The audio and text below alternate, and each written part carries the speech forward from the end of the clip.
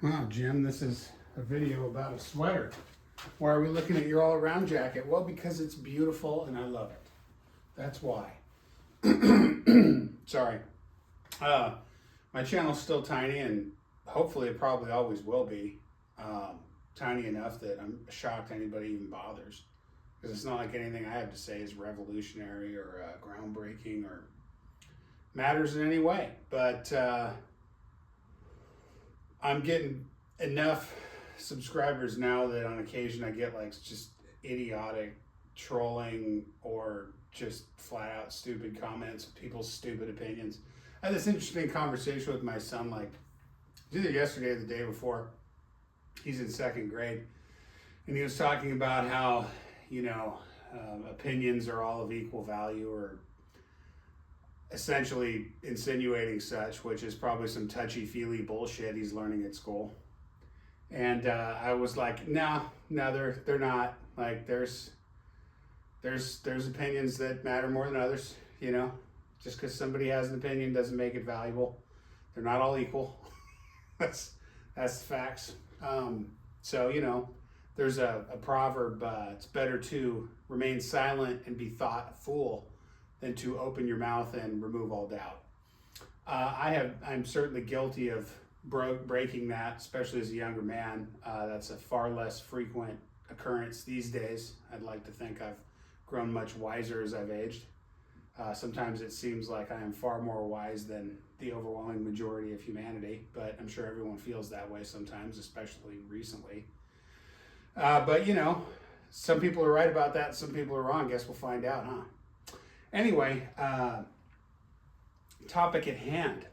So underneath this beautiful Weatherwool all-around jacket, which is stellar, and if you can afford one, I highly suggest you buy one. I am wearing a Filson Alaskan guide sweater. The best sweater there is, as far as I know of. So anyway, I wanted to put this on so you can see this is a size extra large Weatherwool jacket. I believe it's identical to the ones they're selling now in terms of sizing. I think the ones they're selling now are stylistically slightly different than this. They usually update and make changes over time with their different iterations of their products. I don't know what generation of jacket they're on now, but it is the generation following this one. But size-wise, I'm wearing a double extra large Filson Alaskan guide sweater. This is the Henley. They have an Alaskan guide sweater that is not a Henley, it's a crew neck, and that is similar but doesn't have buttons, right? Because it's a crew neck, and it doesn't have the oiled cloth on top that we'll talk about in a minute. So extra large Weatherwool, double extra large Filson. It's a little tight, but it's not uncomfortable. Like I could certainly swing an axe. I'd get a little fatigued from the tension in the arms, I think, if I was trying to really get, chopping wood wouldn't be too bad, but actually trying to chop at a tree would kind of suck, So certainly if you're going to do a lot of layering, it's better to size up on the outer garments. So, there you go, but it's definitely doable. And the only reason I'd ever wear this much wool is if I was doing a lot of standing around in really cold environments. Certainly if I was out in 20-degree weather or whatever and doing some physical stuff, that's probably not the outfit I would care to utilize there. So now that I've got the sweater out and about, so this is a double XL sweater. It's a 55-inch chest. I am a size 48. The extra large Filson sweater is a 52-inch chest. Now, my experience with knits, this is a knit. The jacket you just saw was also wool, but it was a fabric, a jacquard fabric. Fabrics and knits are very different. The knits that I've had in the past kind of tend to shrink a little over time. I'm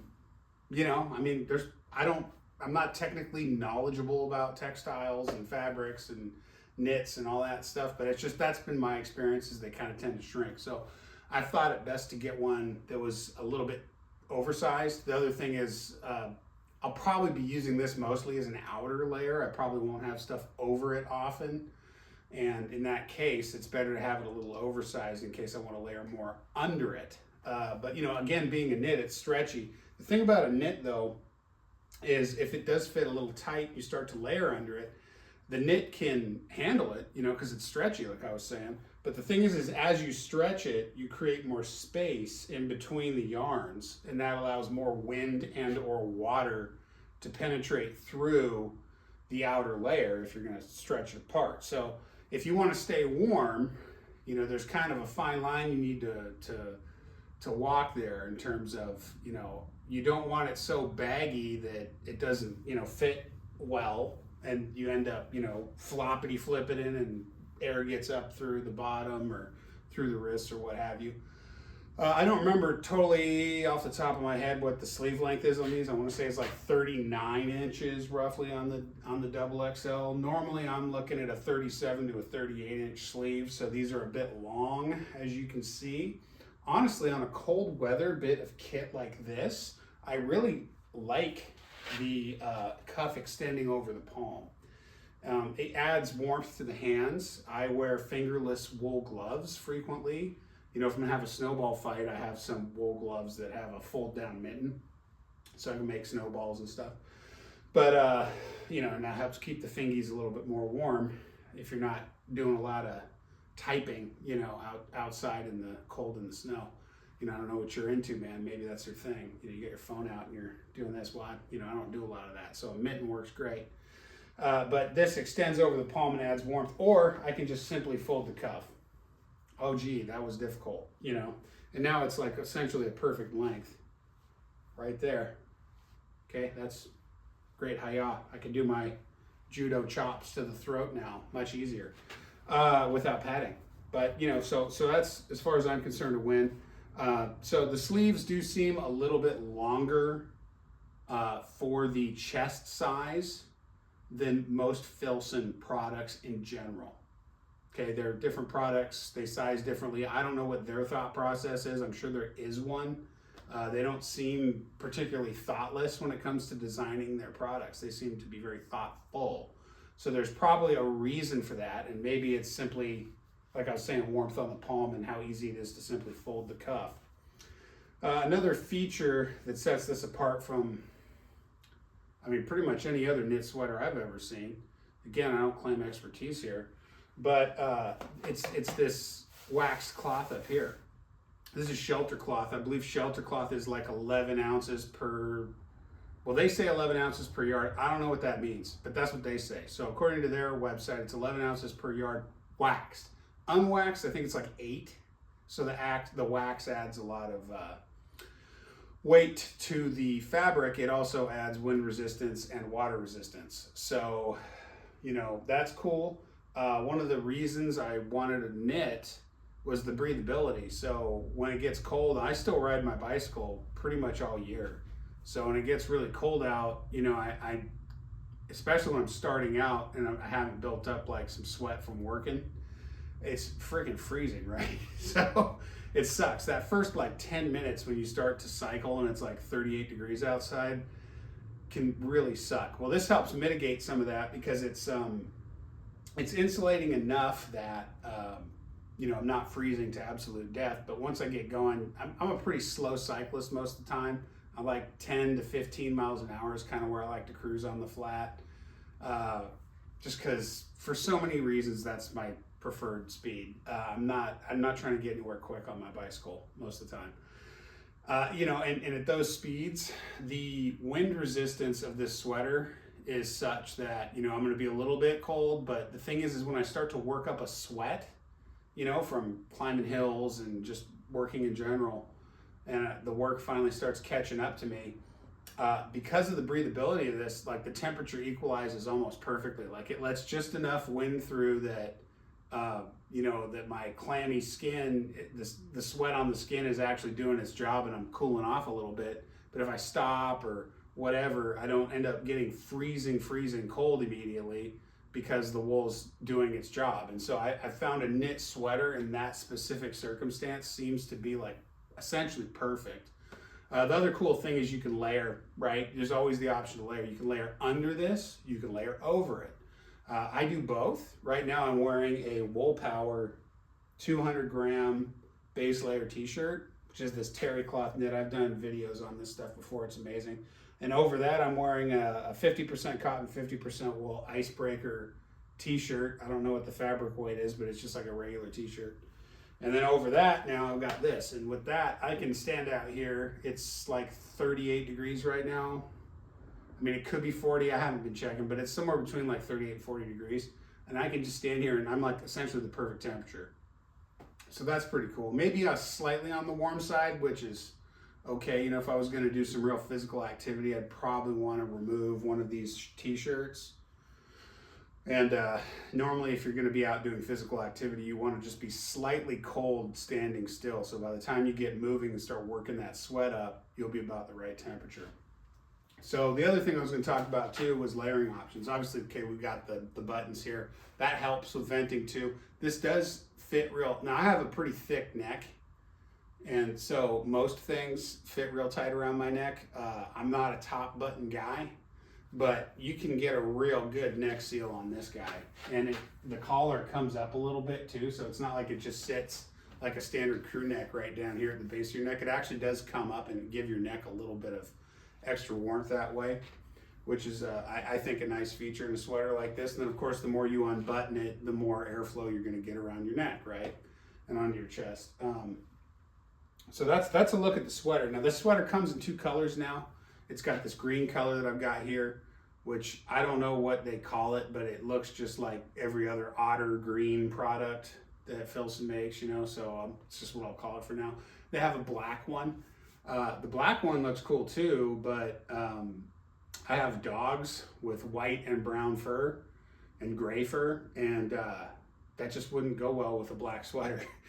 Honestly, the slight difference between, you know, a green color and a black color, wow, boy, does that make a big difference in terms of how dog hairs catch. I mean, like I have to look real hard to see these little white dog hairs that are starting to get caught in here. I have a navy blue Filson sweater that's pretty similar to this one, and the dog hairs just stand out like crazy.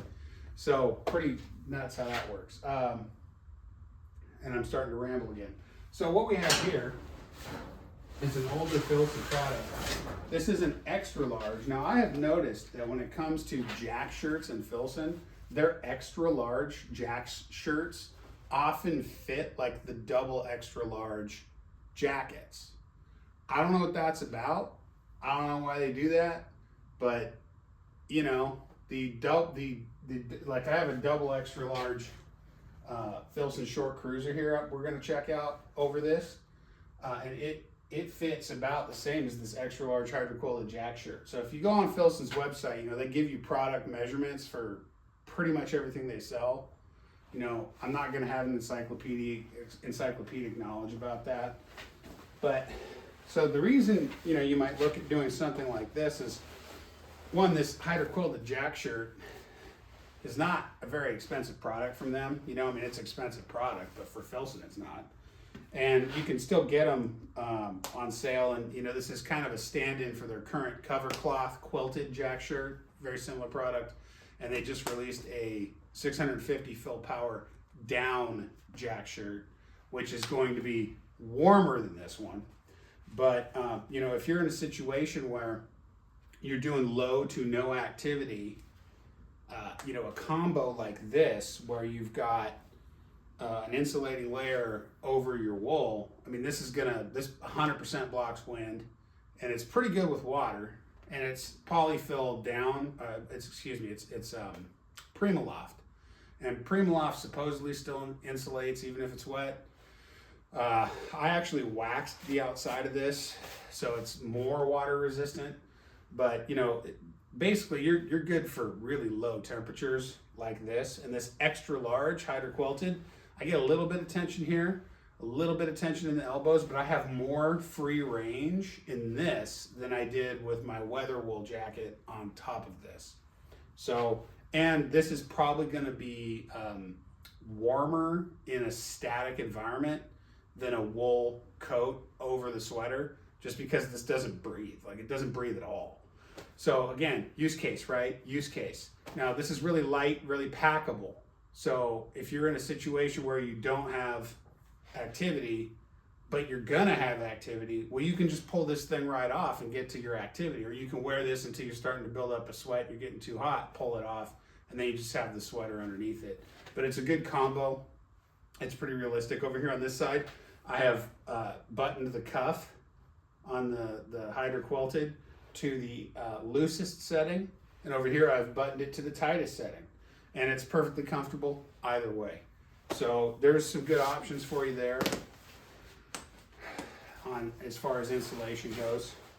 Now, if you're looking for something that is just going to help you more with wind resistance and water resistance, and less so with insulation for cold, something like a short line cruiser or any, their tin cloth waxed jackets is a pretty solid option. And this is an extra large short line cruiser, and it fits very comfortably over this sweater. Again, it's like a little bit of tension right there, not much at all, and less tension in the elbows than the jack shirt. And the cuffs are actually already buttoned, so that's cool. There's no restriction there. It feels great. And I can, it starts to get a little tight in the torso on this guy. I want to say that this extra large jacket is like a 54 or 54 and a half inch around the chest, and the sweater is a 55 inch around the chest. So it definitely feels a little bulky around the torso, but this is going to add complete wind resistance, and it's going to add a significant amount of water resistance as well. And it's a little tight, but it's pretty comfortable, So obviously, if you're going to do a lot of work like this, sizing up on the jacket might be the way to go. I think I could pretty comfortably work in this in most situations. Not that that's something that I think that most people would be doing. Okay, and then one last thing to consider. The main reason I wanted this again was because of exercising in cold weather. And having something like a weather wool jacket, it just doesn't breathe as well as a knit, and it just wasn't ideal. Well, this is a great way to kind of add to your capability without reducing your breathability too much. This is an old style Fjallraven G1000 jacket. They make all kinds of G1000 jackets. This one is a extra large, and this does not follow Fjallraven's modern conventional sizing at all. Most of Fjallraven's products are European, and the equivalent to US extra large would be an extra large. I think they made these for like a military application or something. It's not like a standard Fjallraven jacket. I don't think they make anything quite like it anymore. And it's old. I mean, look at the tag. It's an old tag. I think it's from either the 80s or the 90s. But I actually waxed the upper part of this, so you can actually see where it's been heavily waxed and then it's not waxed at all. The cool thing about this G1000 fabric is that it really does add a lot to your weather resistance. It's not as windproof. It's not windproof. And it's not waterproof, and it's a little bit less water resistant than the Filson tin cloth is, but it allows for a lot more breathability while increasing your wind resistance and your water resistance by a noticeable amount. So for physical activity, intense hiking, backpacking, bicycling, jogging, whatever, I don't know why you would jog in an outfit like this, but whatever, man, you do your thing. This jacket, especially for cycling, is a great add because it's super lightweight, and it fits over the sweater with no restriction whatsoever, and it'll handle the abrasion from work. If you're doing work and you don't want to beat your sweater up, this is a nice light outer layer, and this stuff's pretty tough. This G1000 is pretty tough. So it'll take some of that abrasion away, and you won't ruin your nice expensive Filson sweater, but you'll ruin your cheap, secondhand Fjallraven jacket, which is great. Fjallraven jackets too, even though there is some synthetic in them, I don't know that it'd be smart to do a lot of metal working in these, but it's certainly better than just about anything else that's a synthetic. Especially if you put wax in it, it's definitely going to handle like hot metal off a grinder, or just don't weld in this. Don't weld in this at all. Don't do that. But grinding, you could grind in this, and the wax will definitely help with that. Please don't weld in this. Okay, that you get leather or wax cotton or something else. I mean, you actually be better off welding with just the wool, but you really will trash the shit out of your sweater, and this is a really expensive sweater to ruin that way. But yeah, so for physical activity and some kinds of work, G1000 would be a really good complement to this. And so that's where we're at there. I should probably do an update video on this jacket. Yeah, so anyway, that was rambly and long-winded. We'll get a better look at the sweater here. I'll do a spin around so you can kind of get an idea of how that looks. But yeah, you oversize, you can get a good cotton work shirt or synthetics. I have a Marmot Gore-Tex jacket, fits over this great. It's 100% wind resistant and about as waterproof as something can get. They say that it's breathable. Gore-Tex is breathable, and I think that's hogwash. I mean, everybody's entitled to their opinion, I guess. And I've seen the scientific blah blah blah blah. I don't know. Whatever, it's your thing. I mean, I take that jacket off, and there's just sweat everywhere inside of it. Or moisture from sealing everything out. But it is more modern, so it has armpit zips, which do help, and certainly it has a double zip in the front, so you can vent very well just with the armpit zips and the vents and stuff. So that's cool, and you'll still stay pretty dry wearing it. So it has its benefits, even though I don't have it in here. But so you have a lot of options. But anyway, so here we go. There's the front. I am 6'2.5", 260 pounds.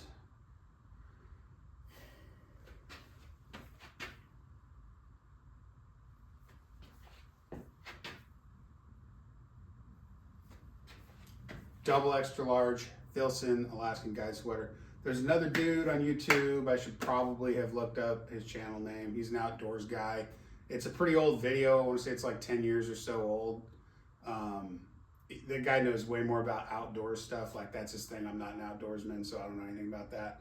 He talks a little bit about this, and he has better production value and just is probably a better human being in general than me. But, whatever. You watch his too. But there isn't a lot out there on this particular sweater, and these are, they're on sale right now. Good time to buy them. They're expensive, and they are merino wool. It says they're U.S. made and U.S. sourced merino. I think that's really cool. It matters to me, but good luck finding these secondhand. I mean, I'm going to step back and we're going to talk about this for a second. I love buying stuff secondhand. I buy secondhand stuff all the time, and I resell stuff, and I do that. And part of it, like, I'm not really into that, but I like making YouTube videos about things and comparing things and talking about this or that.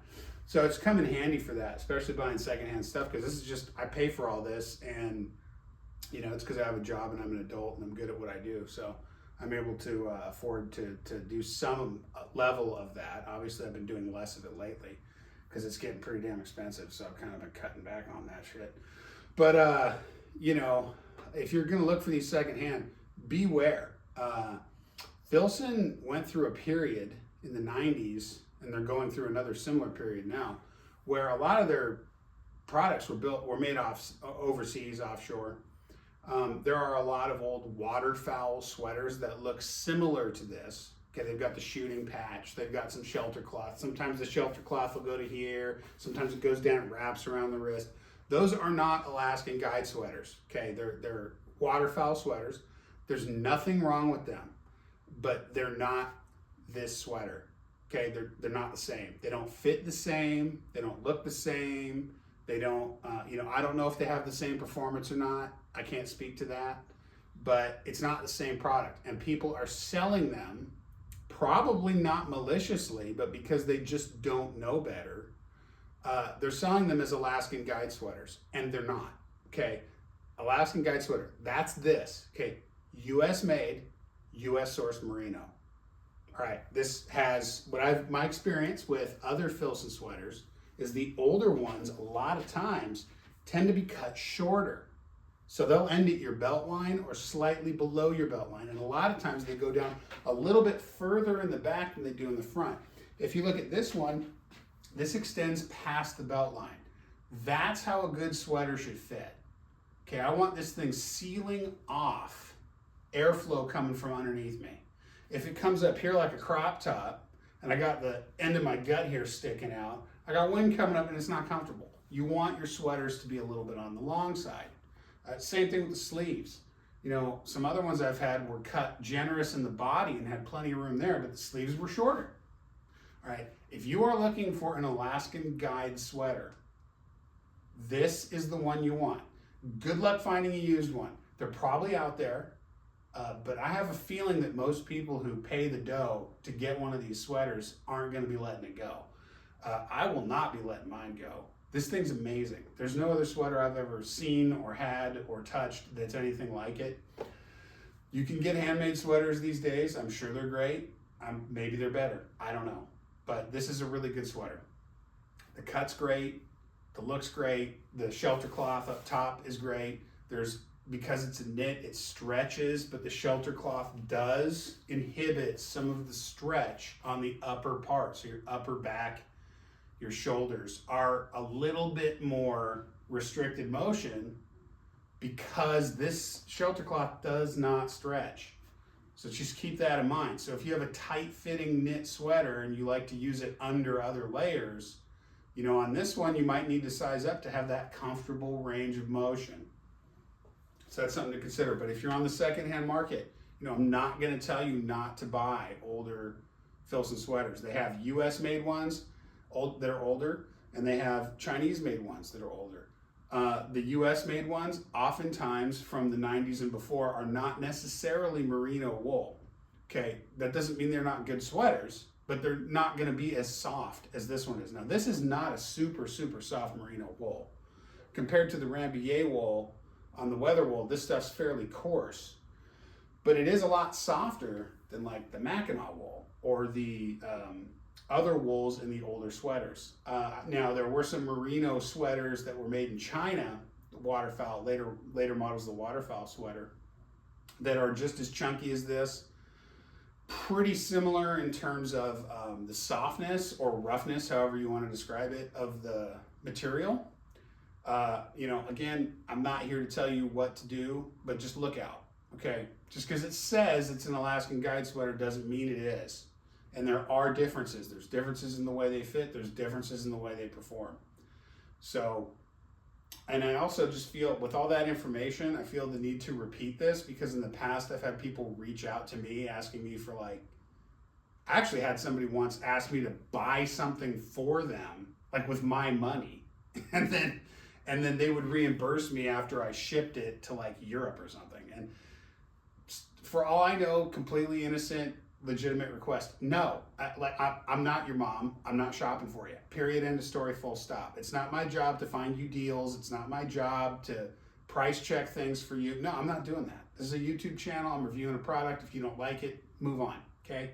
Leave a stupid comment and let us all know you're a fool. Fine. I don't care. I'm not shopping for you. All right? It's not going to happen. I'm telling you, do your diligence. Okay? Do your homework. All right? You got me? You can ask questions. I like to get to my questions in the comments. I like to get to that stuff. And as long as this channel's small enough, there's a good chance I'll get to all of them in due time. But, you know, so just look out. And again, just because you got the wrong product or somebody mislabeled something doesn't mean they're out to get you, doesn't mean you're out to get... Sometimes people just don't know, man. You know, Filson makes a lot of really small run products. They make... For example, the Hydra Quilted Jack shirt was a hot seller. They made them for like 3 years. They don't make them anymore. You can still get them off their wholesale, or not wholesale, but like their secondhand site. I think it's unfailing.filson.com, and they sell like factory seconds and stuff like that, sort of like an outlet. You know, you might be able to get them there, but they've replaced that product. They don't make it. So they make a cover cloth quilted jack shirt, which is a different product. It's very similar, but it's not the same thing. It doesn't fit exactly the same. It doesn't look exactly the same. It doesn't have all the exact same materials in it. Okay. So they do this. They do these small runs, and they've been making this Alaskan guide sweater here, I think, since like 2016, 17, 18, somewhere in there. But, you know, I wanted to find one of these secondhand because I'd get it so much less expensive. I couldn't do it. I mean, not easily, you know, but beware, okay? Just watch what you spend your money on and keep your expectations reasonable, all right? So that's it for that. Sorry for the long-winded rant. Of course, you didn't have to watch it. You can pause, you can move forward, you can move backward, you can go watch another video. I don't care. That's the beauty of the internet, you guys. Anything you want, you can have it. So you don't have to bitch and moan about all the things you don't get.